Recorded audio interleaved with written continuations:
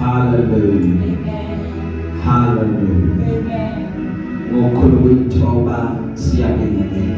Hallelujah. Glory be to God. Amen bazalwane. Amen makholwa. Ikhona bazalwane. Hallelujah. Akabonga uJesu. Amen. Hallelujah. Thando lwakhe liyamangalisa. Amen bazalwane. Glory be to Jesus.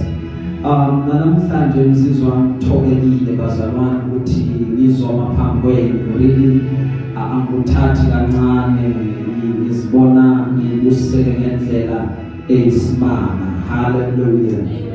Glory be to Jesus.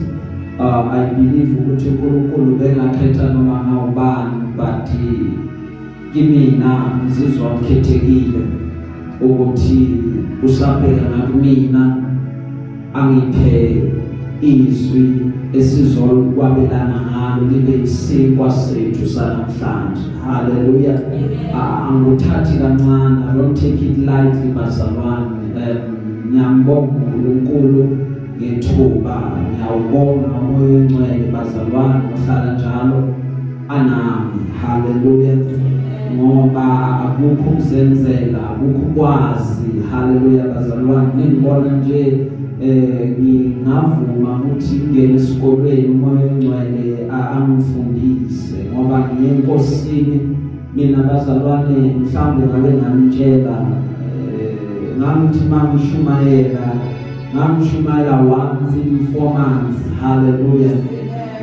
Message ayihlali ingekho. Amen bazalwane. Futhi nanginkinga ngikhonzela nje ukuthi ngikhona nje enkonzweni ngijabula mina. So inkosi uma ingikhomba ithi izoba umunye abahambisa indaba zayo full time ukuthi vele full time every Sunday angithi bazalwane. So inkosi ingikhomba ithi full time nathi inkosi angikwazi ukushumayela. Athi inkosi ngicela ungifake esikolweni whatever becabanga ukuthi ngiyayazi whether bekade ngiyiphathi ye-debating team esikoleni lo ngubekele eceleni ukuthi ngiyakwazi ukukhuluma ngubekele eceleni. Inkosi angikwazi ukukhuluma wena ngifundise. Even when I take your word ngiyibheka ngiyifundela mina ngibe edified mina, but I believe ukuthi i-message that comes it comes from wena ukuthi iyokwakha ibandla lakho. Inkosi yathi nginikeza ipen nephepha ukuthi uhlala ubhala ama-message. Nama-message engiwabhalayo but I never preach them because i-message umuntu uhlala phansi ukuthi uyahlanganisa ivele ingahlangani. Hallelujah. Amanye i-message fanele uyibone ukuthi khona okuhlanganayo, khona okwakhelayo, khona la siyakhona uzwe into ikonfirmele kuwe ngaphakathi ukuthi this is the way uNkulunkulu athanda ukuthi wabelane ngalo to ibandla lakho. Uqede ukuthola lo myalezo bese uyawukhulekela uhlale umkhulekweni ngoba kuningi okwenzakalayo, maningi ama-attack, maningi ama-disturbance, ziningi izinto ezizazokushaya. Ezinye zazo zikushayela ukuthi umeqinisweni lakaNkulunkulu awuthengisi ngevangeli, awudayisi, awunikeza abantu into engekho, udlala ngabantu, abantu futhi batshela iqiniso. That thing nayo iya-attack from emkhathini. So you need to pray ukuthi inkosi siza mina ngibe eqinisweni lakho, ngenze ngadayisi ngaloko nginikezela ngoba ivangeli lakho linjalo. Angi-edo kwami, angifake kwami, angilethi izinto zami, angithi lokho abantu bazokuthanda, lokho abantu bazokujabulela noma sebangasakujabulelanga kunandaba, but uZulu li-approve that that's good for me. Hallelujah. Noma ngasayishaya izandla bazalwane bamena ngasabanga khona, but uMizulu lithi approve, lishaya itika correct, that's enough for me. Ngoba kuhlungu kumina ngifike enkosini ngithi baba ngishumayeli lada ukuthi umangalo wethu obatshele bona. Bheka namu uthembi bekayosizakala ngemessage namhlanje wena wafuna wayikhulumela kwakho nje. Wayikhulumela kwakho kwazi ukuthatha. So ngiyacela bazalwane ngibe isikole sikamoya oyingcwele ukuthi umoya oyingcwele ngifundise so that whatever I preach when me approval phezu kwami. kungaveli mina, kungaziwa mina, kungadumi mina, noma abantu bangasamazana kunandaba. But uma umyalezo wamaZulu ufinyelela lafanele ufinyelele khona, that is enough for me. Rejected by humans, but chosen by God. Rejected by abantu, but wakhethwa uNkulunkulu. Ncwadi yezenzo wezenkosi wake sibingelele kubazalwane abasibukela live ku Facebook nesigaba lenkosi, abazalwane abalalela ababukela amavideo ethu ku YouTube. Siyabulisa kubona abazalwane abalalela ama-audio ethu, siyabulisa kubona. Hallelujah. Glory to God.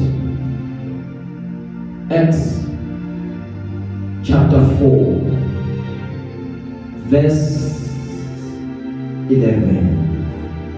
Glory to Jesus. Hallelujah. Glory to God. Ngiyacela ke bazalwane oyiphethe asifundele incwadi yezenzo, the book of Acts chapter 4 verse 11. Hallelujah.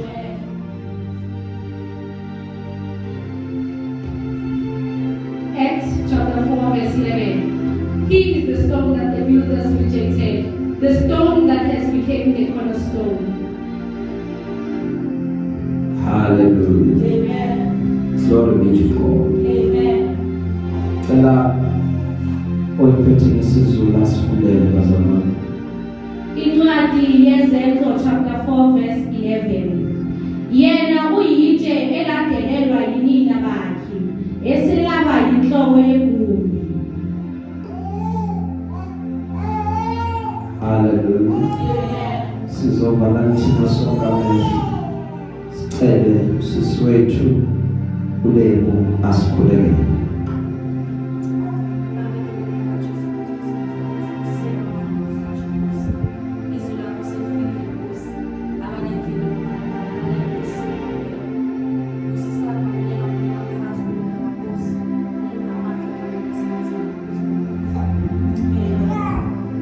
Hallelujah. Kodwa sise uthe uyini ekugcineni? He is the cornerstone. Hallelujah. Amen. Other versions bazalwane athi the chief cornerstone. Hallelujah. Akhona manye ama cornerstone, but he is the chief. Hallelujah. He is the supreme one. Hallelujah. He is above all other cornerstones. Kahle yebazalwane any version ithi he is the capstone. Hallelujah.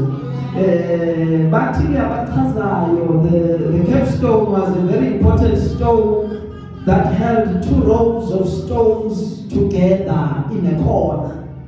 Kahle la ikhoneni bewakade kuyitshe elibamba indlu ukuthi indlu ingawi. Hallelujah.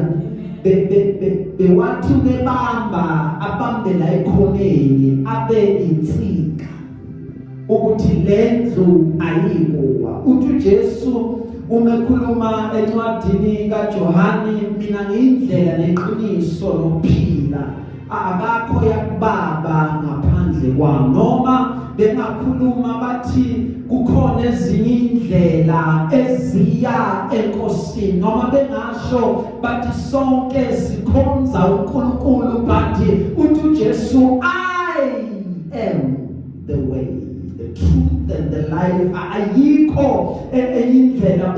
Umuntu efuna ukuya kuNkulunkulu yodwa indlela ukuthi ayothi via Jesus, ayothola i-access kuJesu. So nathi yebazalwane uma siza kuye, uyitshe eliphilayo, uyitshe elanqatshwa abantu, kepha kuNkulunkulu lelo tshe likhethekile futhi ligugu. thina siza kuye ngoba siyakholwa ayitshelethe ligugu elithandekayo. Ingakho nohlabelelayo athi Jesus I love your name. Ingakho uma sibiza igama sibiza lakhe, but kwabangakholwa ilonatshe lela balinqamba, ilonatshe leli abangafuni ukuthi balivume, but that very stone lela balinqaba athobhala iBhayibheli bheka seliphenduka inhloko yegugu. Bebakade bangacabangi athi uma umekhuluma uPeter umetshela laba bazalwane uthi lelitshe yilona leli nina bakhe nalinqaba nangalivuma, yilonatshe lelotshe leqhuzuka, yilonatshe lelotshe eliba yidwala lenza abantu mabehamba endleleni maqeda bese bayaqhubeka ngoba bebabona ukuthi balalele izwi lakaNkulunkulu. Inkinga yabo baphila nje baqhuzulwa yileli dwala yingoba abafuni ukulalela izwi lakaNkulunkulu. Namhlanje bazalwane khona lo ithunywe kuye, ngizokhuluma nje ngento ebuhlungu bazalwane lento. Hallelujah. Ngizokhuluma about rejection. Hallelujah.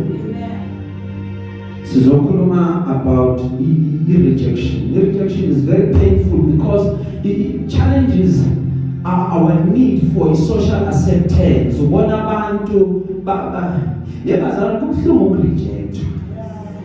Ubona abantu bangathandi uze uthi mama ubheka abantu ibuzo ukuthi why bangirejecta. Yazi kubuhlungu ukurejectwa even ukungana reason. Uzuyibuza uthi ngibenzeni, uzuyinuka amakhwapha or uthi maybe ngibanukela kabi. Why are they rejecting me? Why are they shutting me out? Why uma behlangana emhlanganweni wabo baqeda bangangifaki elamigama bangalibizi. Ngizwile kuthiwe behlangene umndeni but bakhohlwe njani ukumtshela hayi mani umuntu ngiyaphila mina lamigama bakhohlwe njani ngoba I believe nabe ngibalulekile. Hallelujah. Yebazalwane umona yabenza abantu ukuthi bareject. Hallelujah. Awubheke nje uJoseph lithi iBhayibheli inkinga yakhe was amaphupho. Uma eza bathi buka inyanga yamaphupho nayeza maqeda they devise a plan ukuthi rather dayiswa yoba isiqinda eGibhithe ngobani, because sinomona asimasethi inenza bangamasethi yini ubiyena amaphupho akhe yini enza bangamasethi ukuthi uthando baba. But lithi iBhayibheli noma bafowabo benirejecta but God was with him. So umthandazo wami namhlanje uthi noma abantu bekulahla uNkulunkulu engingakuwe then kulungile, rather bahambe bona abantu ngisale noNkulunkulu ngoba ungamnaye nento zonke noma ungasamanga nami it is fine, it is well. Wema inkosi ngingakini then I have more than enough. Hallelujah. Ngoba iloyalty yabantu yahlupha yebazalwane. Iloyalty yabantu is very fickle uma beyikhaza, but umuntu ulale phenduka wenza nje lokhu yashintsha. Namhlanje ungayitshela ukuthi unawe kanti namana ngekho nawe uthi omunye obhalayo ungacabanga ukuthi abantu mabekhona banawe uthi uJudas ubehamba noJesu wa-attenda wonke ama-prayer meeting kanti uzomkhaphela.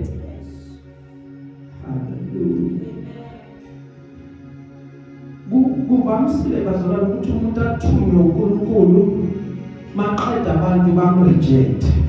Angibaza abantu banjani. Abantu banalento yokuthi into zasemazulwini ngizothi or bayibona later or kusuke kwenze njani, bavamisile ukuthi uthunywe uNkulunkulu uma ufika kubona bona bese bamreject. Bheka uMoses uma ezoya eGibhithe uya ngoba uthunywe uNkulunkulu. Lithi iBhayibheli uma abantu beqala bamrejecta bathi wena ubekobani ukuthi ube umahluleli maqeda ube umbusi phambi kwethu. Who put you?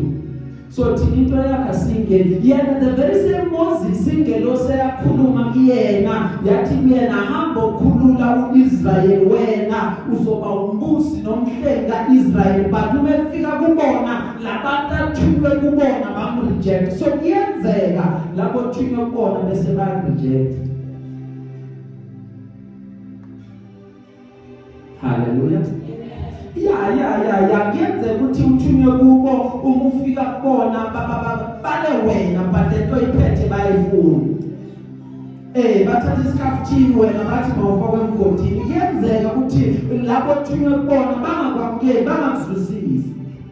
uJeftha bazalwane warejectwa abafowabo ngoba ezalwa omunye umama lithi iBhayibheli kanti later bazokuthi ubabagada nabantu abarejectayo ngoba bayashesha ukukwala kanti impilo abayiboni yinde kakhulu khona la kuzobabamba khona bese bayadinga bazobuya barejecte banjalo bahambe bakhuluma kabanjalo bazobuya kuwena.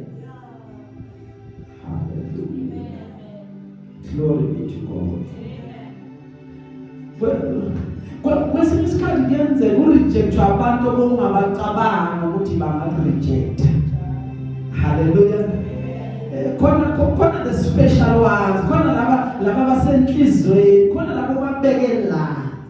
Khona labothi makathi kugcuma wena qala uthi uyobona ukuthi kwenze njani. Kuyenzeka naye reject. Athi uDavid umekhuluma ubaba nomama bangilahlile but wena Jehova uyongamkela ngoba kubaba nomama expect thando expect comfort but yenzeka your very own father your very own mother rejected kanti usekuholela kuJehova.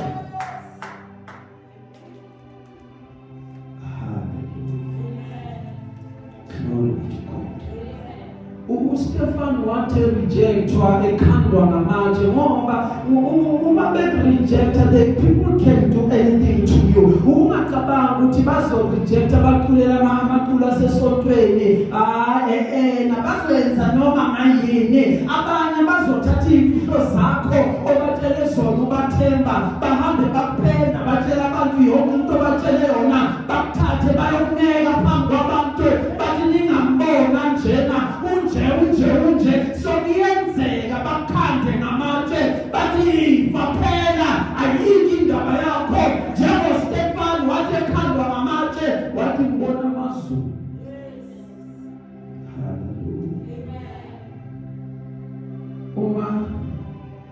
Uma abantu bekwala bavumela ukuthi uNkulunkulu angenathathi indawo yakhe akavamanga uNkulunkulu ukuba muningi labantu babaningi khona ngoba laba baningi khona bavamisile ukwenza imizamo yabo. Uthulele phansi ugula kube yibona bathi awuke wazama ukuhlanganisa ini ngizwe bathi yasiza uke wazama ini noma ngike namthatha namikisa ngapha ngizwe bathi khona umuntu ophilisayo ngoba la kugcwele khona abantu kuvamisile ukuthi uNkulunkulu bese uyancipha labona sebasukile lapho sebakulahlile bakudela bese uyavela. So bavumele basuke bavumele bachifte ngoba bamnikeza indawo yakhe bathi Jehova yenza leso dube ngako ngoba when man's ability ends God's strength begins. La impilo ibeka khona full stop uNkulunkulu uvamisile ukuthi aqale sentence entsha labantu bathi sekuphelile kugciwe uNkulunkulu uvamisile ukuthi afika veze something else.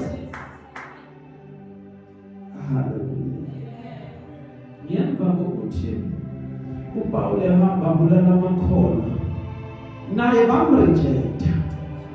Uma bemrejecta barejecta nomlayezo wakhe even his message ngoba the people abarejectanayo basuke bangazi the importance of what they are rejecting. Abayazi ukubaleka kwale mhlambe lento is meant to sustain them bona bayirejecta. mhlambe lo muntu is meant ukuthi afike khona maqeda baphilise bona bayamreject bamkhipha inyumbazana bathi bamfuna. They rejected the message kaPaul ngoba bebakade bengakholwa ukuthi vele uNkulunkulu usemphendulile uJehova usemguqulile ngoba bathi lo Paul bekade ahamba asizingela sekashumana the very same message. Hallelujah. Ukuze ungayibuki rejection njenge-rejection, but thatha rejection njenge-redirection. Hallelujah. Ayibeke kanjena lento. Rejection is not rejection per se, but rejection is redirection uma ibeka kahle. Ngoba kukhona laba bakuvalelayo kanti bakuvulelela umnyango othile kuNkulunkulu, laba bakumikisa kuNkulunkulu. So each and every rejection yithathe ezindlela yokuthi ikuredirect kabusha, ubheke ezinye indawo, ubheke abanye abantu, ubheke ezinye izinto. Ngenkathi uMaria ekhulelwe ezozala ake ngiqale la ngoMaria bazalwane. Ake sithi rejected by men. Shoma bazalwane, rejected by men but approved by God. Aspinde, rejected by men, approved by God. Hallelujah. Fanele ngishumayele kancane kuye ngicheke ukuthi abazalwana bakalale. Hallelujah. Sisahamba sonke sayiphusha lento. Amen bazalwane. When it comes to rejection, kahle kahle uyosizwa uNkulunkulu. Angeke bahlale bangareject. Umuntu is bound ukuthi reject certain things. Umuntu nature yakhe, indalo yakhe ukuthi kube khona izinto azalayo irejectayo. It is only God who can help you not to be rejected endaweni ethile or entweni ethile. Lithi iBhayibheli wathi uMaria amisele ukushada uJosefa, lithi iBhayibheli kwafika ingelosi yathi kuyena, wena ufumene umusa esifazaneni, uzokhulela uzalwe indodana, uzayiqamba igama uthi Immanuel. Maqeda lithi iBhayibheli wabuza uMaria wathi lokhu uzokwenzeka kanjani ngoba ngazali nandoda. Lithi iBhayibheli makhuluma umoya engcwele uzakusibekela. Maqeda uMaria wathi abeke njengokusho kwakho ngoba mina ngiyinyokazi yenkosi. Uma uMaria seconceive umntwana by the Spirit, lithi iBhayibheli uJosefa wathi umhlola. Wathi uJosefa uma ebona lento, lithi iBhayibheli waqala wadivise ama-plans ukuthi uyomlahla kanjani ngoba akafuna ukuthi amhlaze. Wadivise ama-plans ukuthi ngiyomrejecta kanjani. But God came in and intervened. It is only God who can come in and intervene ukuthi ungareject. Ayikho into noma ungenzani ukuthi bakuthanda ngiyabathandi. Bazoqaba sesebenzile. Bakulathe sokukhiphe konke. Nawe uhamba ukhaya lokhu ngibithela ukuthi emva komzamo yami ekhaya ngithi bazongamkela ngeke. It is only God uma aneplan yokuthi avale that rejection ukuthi ingabi to pass. It is only Him who will close it for His own good and for His own benefit. Because had Joseph rejected Jesus, then he is the son of the carpenter. Bedingeka ukuthi vele azale umuntu osebenza ngamaplan. Ayinamazala. Kunento befana ukuthi ayazi plaka before ayele ngemnqamlezwe. So bengeka azazale i-tax collector. Bedinga ukuthi ubaba kamfundise indodana iplanga silenza kanje, iplanga siligoba kube yinto yasekhaya. Fanele abathwala amanye amaplanga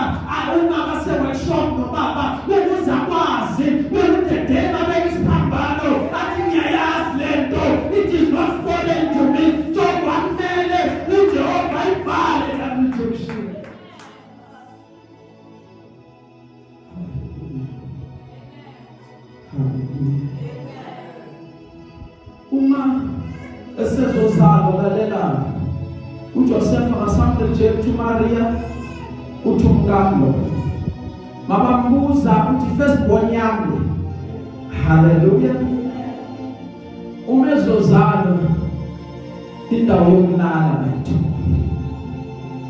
That is rejection bazalwane ukuthi bahambe yonke indawo kuthiwe kugcwele haleluya baba bayaza babhukhela uDisemba bazalwane abaya kuma vacation ngoDisemba bayazi manje sebabhukhile baqedile ngoba walinda nje zathi 31 October indawo yokulala ngiyosayithola haleluya. That is the rejection ukuthi uJesu azawazalelwe esitebeleni seyinkomo ube reject. So kuyenzeka sometimes abantu banga reject wena ba reject lento zanayo haleluya. Kahle kahle bebanganankinga noMaria inkinga ile ayiphethe yingakho bathiwa indawo zigcwele ngoba kune message efanele ayimemezele enkomeni ukuthi igazi lena lisasebenza sekusebenza lami igazi uma wala yena God uma wala alikwazi umuntu ukuyolala ehotela kumele liyolala esibayeni ukuze kubonakala ukuthi nali umuntu la kaNkulunkulu elisusa zonke izono so uNkulunkulu uyaorchestrate lento athi indawo ngeke liyithole lapha ini indawo ngiyithola esiteleleni seyinkomo ngoba mina Jehova ngiyasebenza ngizobafema ukuthi igazi lengusi lenkomo sekuphelele isikhathi sekufika igazi ekwazi ukuhlamba umuntu baqeda ngaphelelwa amandla kumele liye khona enkomeni iyothi I am supreme.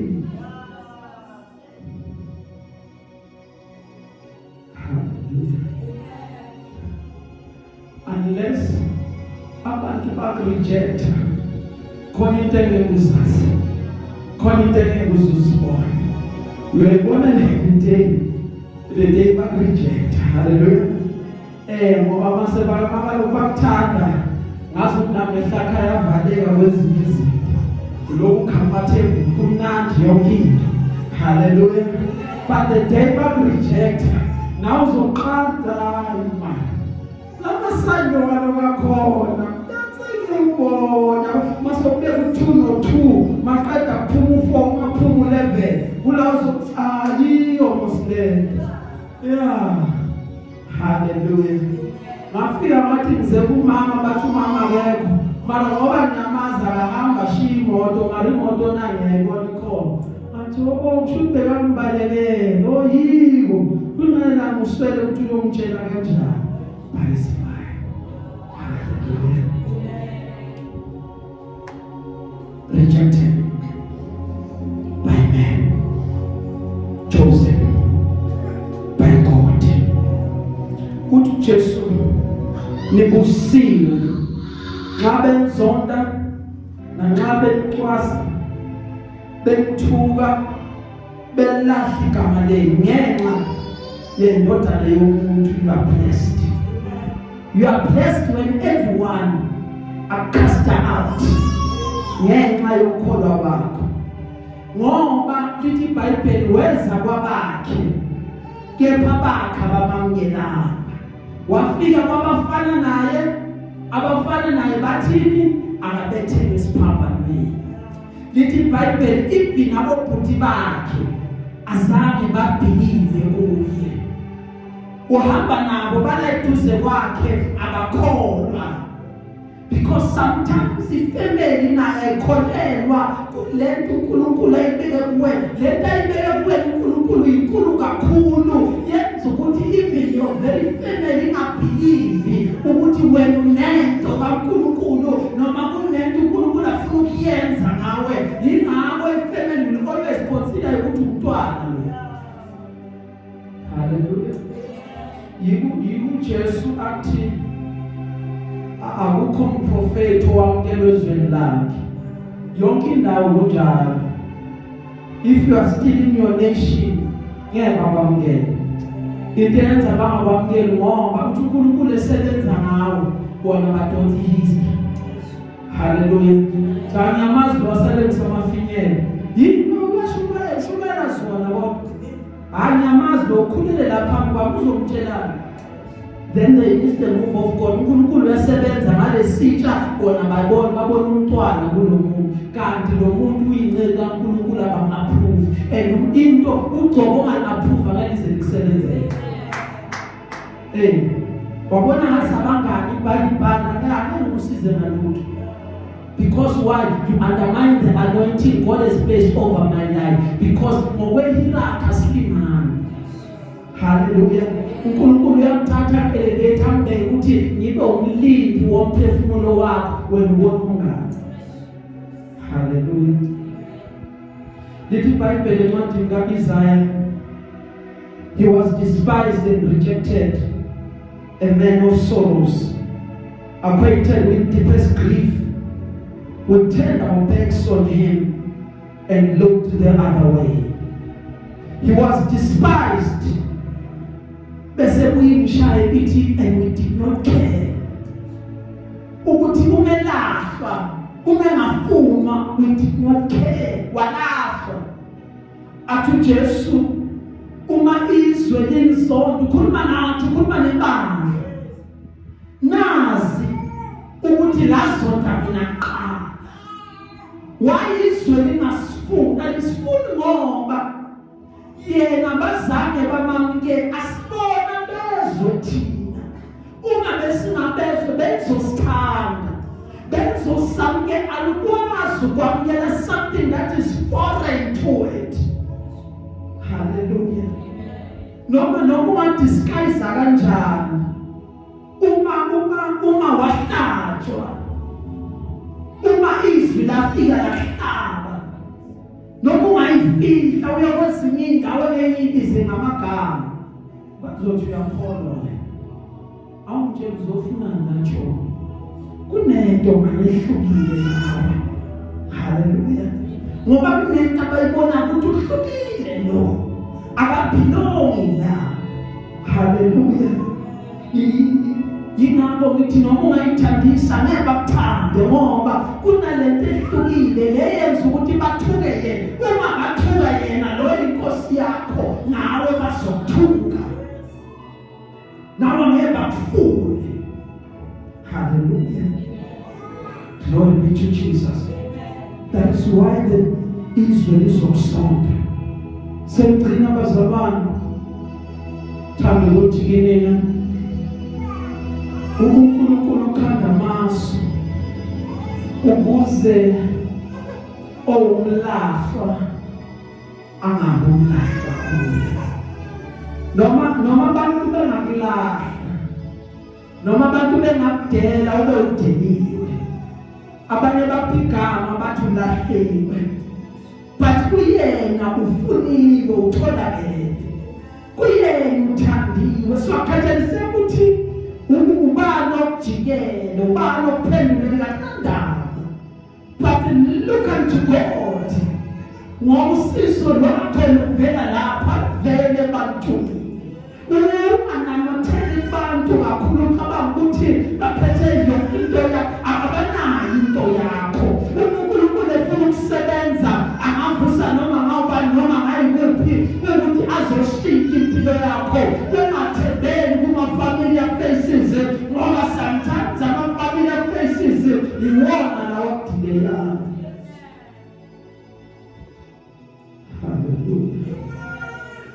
Itshe lenkumbi elanqatshwa bakhe atobhala kahle seliphendule inhloko. Uyena oyibond, uyena obamba konke. Hallelujah. Uyena obamba umJuda abambe nowezizwe abahlanganisi. Uyena obamba uNkulunkulu abambe nomuntu abadibanisi. Uyena owumuntu aphinde abe uNkulunkulu. Uyena ohlanganisa izulu nomhlaba on the cross. Uyena bazalwane owafika waphila isikhathi esincane emhlabeni enamalanga amancane kanti he is the ancient of days. Why kwamele kuba ayolenge esiphambanweni? Oh, but why the cross? Uma bechaza sesiqedile bazalwane, uma yena fika njengetshe legumbi, it is very important ukuthi njengoba ayitshe ngithe wena itshe libamba umuzi, itshe liyinsika ukuthi lo muzi ungawi. Yingakho kwamele ukuthi umefika aye esiphambanweni. Utobhalayo bazalwane umezongena eJerusalema wangena ngedonki. Uma bebuka idonki laphezulu amanye anesiphambano, they have a cross phezulu. Manje uthi obhalayo, the scholars of the Bible bathi bazalwane wangena ngesiphambano. Uma eseyophuma waphinde waphuma ngaso isiphambano. Why azongena ngesiphambano? Nayi indaba. Isiphambano bazalwane uma sifakwa phansi sibaso, the cross, it goes down, it goes sideways. Hallelujah.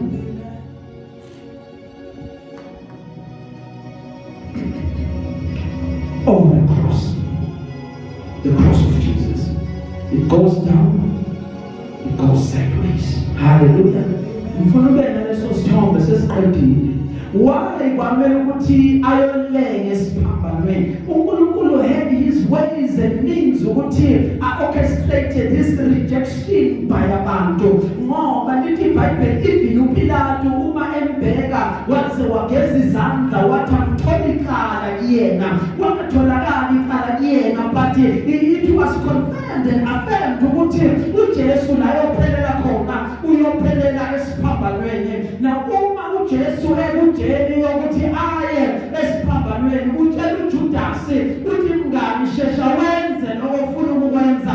Uthi umfundi wakhe uPeter, Jesu ungasaye esiphambanweni, uthi suka kini Sathane ngoba uzophazamisa iplan kaNkulunkulu. What is the plan of God? The plan of God ukuthi fanele kube khona i-redemption kulabo abarejectiwe, kulabo abalahliwe.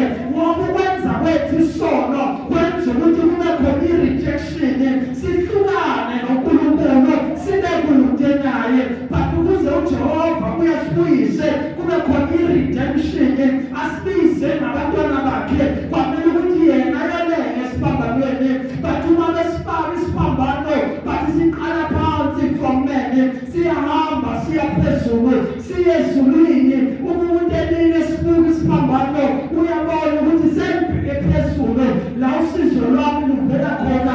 Maqede isiphambano ngendlela esakhiwe ngayo, siphinde si-stretch to the left and to the right, sizolungisa ubudlelwane babantu ukuthi yes, there is a relationship to God.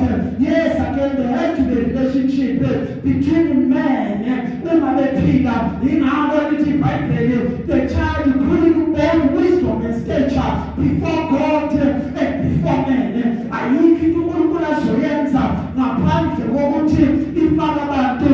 Ayikho into ezokwenziwa umuntu ngaphandle kokuthi ifakwe uNkulunkulu. Ingakho ukuphila kwethu kulapha esiphambanweni, ingakho amandla ethu asesiphambanweni. Isona isiphambano esaqeda even our rejection, ukuthi abantu noma bengangena bathi ngiyobheka kuye, yena uye ozolungisa konke. Noma bengamangilahla, noma yena kaphuvile, uma uhlele esiphambanweni, you are right before God.